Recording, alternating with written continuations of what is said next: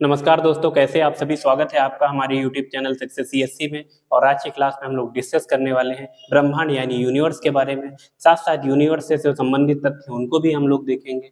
और आज की क्लास का हमारा मुख्य फोकस है कि जो है ब्रह्मांड की उत्पत्ति संबंधी संकल्पनाएं कौन कौन सी हैं। और जो है साथ साथ हम लोग ये भी देखेंगे आधुनिक सिद्धांत बिग बैंग सिद्धांत के बारे में। तो सबसे पहले हम लोग जान लेते हैं ब्रह्मांड क्या होता है। ब्रह्मांड जो है कई सारी गैलेक्सियां होते हैं, उनका समूह होता है, उसे ब्रह्मांड कहते हैं। तो आप जानते हैं ब्रह्मांड में कई सारी गैलेक्सियां होती हैं। यानी एक ब्रह्मांड की बात करी जाए तो लगभग इसमें जो है 100 अरब जो है गैलेक्सी हो सकती है। और इन्हीं गैलेक्सियों में लगभग जो है 100 अरब से अधिक जो है तारे हो विद्यमान रहते हैं। साथ साथ बात करी जाए जो ब्रह्मांड होता है, ब्रह्मांड में आप जानते हैं गैलेक्सी, और गैलेक्सी के अंदर बहुत सारी चीजें होती हैं। जैसे तारे होते हैं, ग्रह होते हैं, उपग्रह होते हैं, क्षुद्र ग्रह हो गए, धूमकेतु, ये सारी जो भी संरचनाएं या फिर कह सकते हो ब्रह्मांडी जो धूल होती है वो सभी जो है ब्रह्मांड के अंदर ही होती है। तो हम लोग देखेंगे कि ब्रह्मांड की उत्पत्ति संबंधी संकल्पनाएं कौन कौन सी हैं।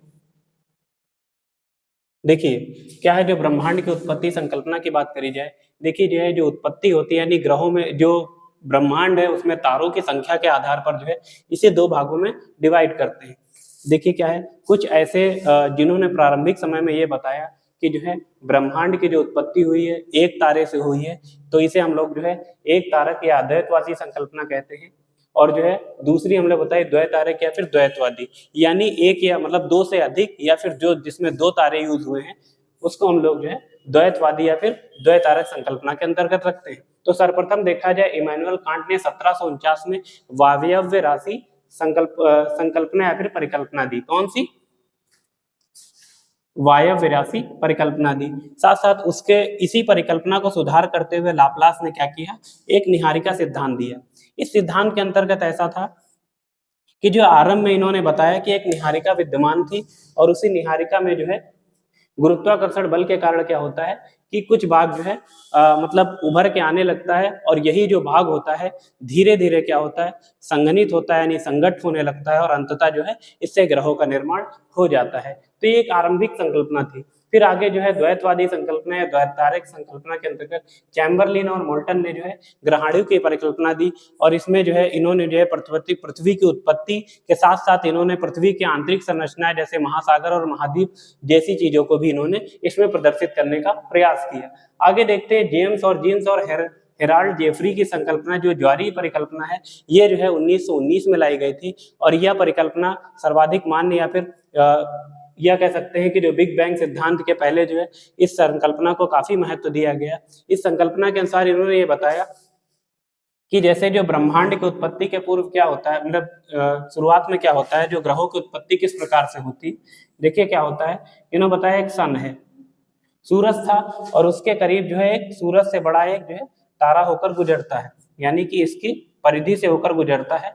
तो सूर्य से क्या होता है, एक जो है ज्वार बाहर की ओर खिंचता है, और ये तारा जो है धीरे धीरे क्या होता है, जैसे जैसे सूर्य के करीब आता जाता है इस ये ज्वार क्या होता है, फैलता चला जाता है, आगे की ओर बढ़ता जाता है। और एक समय ऐसा आता है जब तारा जो है सूर्य की परिधि से बाहर चला जाता है, और ये जो ज्वार है ये जो है सूर्य के साथ जो है परिक्रमा करने लगता है सूर्य के परितः।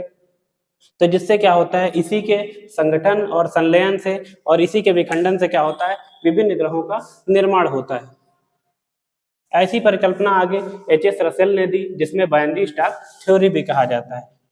तो ये थी जो है एक तारक और द्वैतारकवादी संकल्पना। आगे जो आधुनिक समय में देखा जाए तो सर्वाधिक मान सिद्धांत जो है बिग बैंग सिद्धांत या फिर एक्सपैंडिंग यूनिवर्स हाइपोथेसिस है, जिसको सर्वप्रथम देखा जाए एडविन हब्बल ने अपने प्रमाणों से ये बताया कि जो है ब्रह्मांड का विस्तार हो रहा है। आप जानते हैं एडविन हब्बल, जिनके नाम पर जो है अमेरिका ने जो है हब्बल टेलीस्कोप भी लॉन्च किया है। तो एडविन हब्बल थे, उन्होंने क्या बताया कि ब्रह्मांड का विस्तार हो रहा है। ये चीज करीब उन्होंने जो है 20वीं शताब्दी के आरंभिक दशक में बताई। इसका प्रतिपादन जो है जॉर्ज लैमेंसर ने जो है 1927 में जो है इस संकल्पना का प्रतिपादन किया, और इसका नाम जो है फ्रेड होयल ने रखा। और इस सिद्धांत की व्याख्या की बात करी जाए, रॉबर्ट वेगनर ने 1967 में इस सिद्धांत की व्याख्या की। तो शुरू करते हैं बिग बैंग सिद्धांत क्या होता है। देखिए होता क्या है कि जैसे इन्होंने बताया कि यूनिवर्स के स्थापना से पूर्व क्या होता है, एक जो है छोटी बाल नुमा संरचना थी। तो ये जो बॉल यानी गेंद के आकृति की एक संरचना थी, जिसका जो है आयतन देखा जाए, आयतन बोला अत्यधिक सूक्ष्म या फिर अत्यधिक निम्न था, जबकि घनत्व यानी डेंसिटी और प्रेशर अत्यधिक उच्च था। यानी क्या होता है, कोई अगर गेंद लिया जाए, कितनी ज्यादा उसको संकुचित की जाता है, इतनी ज्यादा संकुचित हो जाती है कि अचानक से क्या होता है, इसमें विस्फोट हो जाता है। और इसी विस्फोट से कारण क्या होता है, आरंभिक फर्स्ट सेकंड में देखा जाए इसका बृहत्तम विस्तार होता है, और आगे जो है पहले कुछ मिनट में या फिर कह सकते हो 3 मिनट में देखा जाए, पहले 3 मिनट में जो है पहले मतलब नाभिक का निर्माण होता है। और इसी के आगे देखेंगे 3 लाख साल के बाद जो है, मतलब ये जो है आप देख रहे हैं, जो इस प्रकार से देख रहे हैं, यानी ब्रह्मांड का किस प्रकार से विस्तार हो रहा है यूनिवर्स का, उसको यहाँ पर दिखाया गया है। तो जब 3 लाख साल बीत जाते हैं तो उस समय क्या होता है, यानी कि जो ब्रह्मांड का, यानी कि ये जो यूनिवर्स का जो टेम्परेचर होता है लगभग 4500 केल्विन नीचे आ जाता है, और जो यहाँ पर जो है पहले परमाणु का निर्माण होता है। फिर आगे फ्यू हंड्रेड मिलियंस यानी कि कुछ सौ मिलियन साल में देखा जाए पहली गैलेक्सी का निर्माण होता है, और जो है पहली गैलेक्सी और स्टार्स का निर्माण होता है। आप जानते हैं हमारी गैलेक्सी को मिल्की वे या फिर आकाश गंगा के नाम से जानते हैं। आगे देखेंगे फ्यू बिलियन ईयर्स में देखा जाए इसी ब्रह्मांड का एक्सपेंशन होता है, और इससे जो है क्या होता है, बिगिंस टू एक्सेलरेट, यानी कि जो इसी ब्रह्मांड का एक्सेलेशन होता है, मतलब यूनिवर्स का, और इसी यूनिवर्स से क्या होता है, कई सारी गैलेक्सियों का भी फॉर्मेशन होता चला जाता है, और उन्हीं गैलेक्सियों में कई सारे स्टार्स का भी फॉर्मेशन होता है।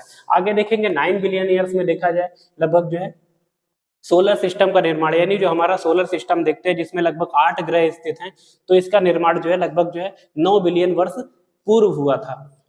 तो वही जो पृथ्वी का 10 बिलियन साल पहले देखा जाए पृथ्वी में प्रथम जीव का निर्माण होता है। आप नील हरित शैवाल के बारे में जानते हैं, जो कि पृथ्वी में मतलब सर्वप्रथम पाया जाने वाला जीव कौन था, वो नील हरित शैवाल था, जो कि जिसकी उत्पत्ति महासागरों में हुई थी। वो लगभग 10 बिलियन साल में होती है, और आज हम लोग देखते हैं 13.7 बिलियन साल पहले की बात करी जाए, हम लोग प्रेजेंट डे पे खड़े हुए हैं।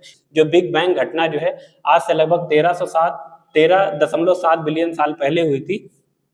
तो ये इस चीज को आज हम लोग यहाँ पर खड़े हुए हैं, और ये बिग बैंग जो थ्योरी यानी बिग बैंग का जो विस्फोट हुआ था लगभग 13.7 बिलियन वर्ष पहले हुआ था।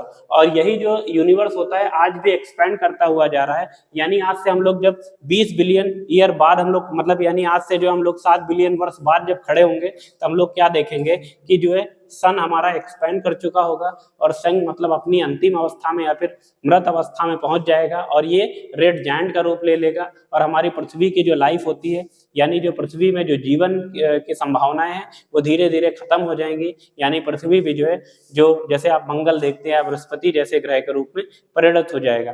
तो ये थी बिग बैंग, ये था बिग बैंग सिद्धांत, जो कि आधुनिक समय में सर्वाधिक मान्य सिद्धांत है, और इसी के अनुसार जो है ये चीज बताया गया है कि किस प्रकार से जो है ब्रह्मांड की उत्पत्ति हुई। आज के लिए इतना ही। अगर हमारी क्लास आपको समझ में आ रही है, पसंद आ रही हो, तो प्लीज हमारे चैनल को लाइक और सब्सक्राइब जरूर करें। Thank you.